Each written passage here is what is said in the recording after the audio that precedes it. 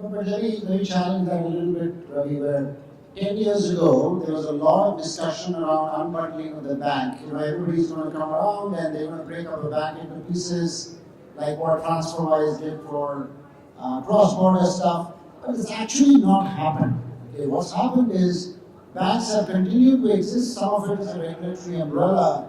But Ravi, do you think, how would you describe the change in banks adopting technology? It could be different than innovation, but how do you think banks in India have progressed, or NBFCs have progressed along the technology curve that maybe makes them more amenable to implementing newer systems today than before? So it's very reactive.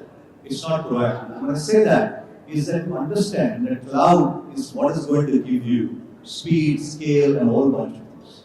It took banks 10 years to understand and accept and clear compliance and do whatever to get to some state of cloud story. Same with AI. We have been selling AI to banks before they knew what AI was. And I can tell you this as a banker and as an entrepreneur selling AI to banks, it was a hard sell. And I had to tell them, this is your death roll if you don't do this. And then finally said, how much cost will it save me? Now, fundamentally, if you ask that question, you're dead on arrival. Right? So, going back, this whole world is about how you define the next need, how you get there faster. It is not about how you do it cheaper. And that DNA has to change. And that DNA has to come from innovation, building more exciting products, understanding the data underlying that, and doing what you have to do. It's not going to come from two people sitting and saying, can I save 5% on my cost? You know the most interesting thing? And I looked at balance sheets of all the banks, so they're the cleanest right now.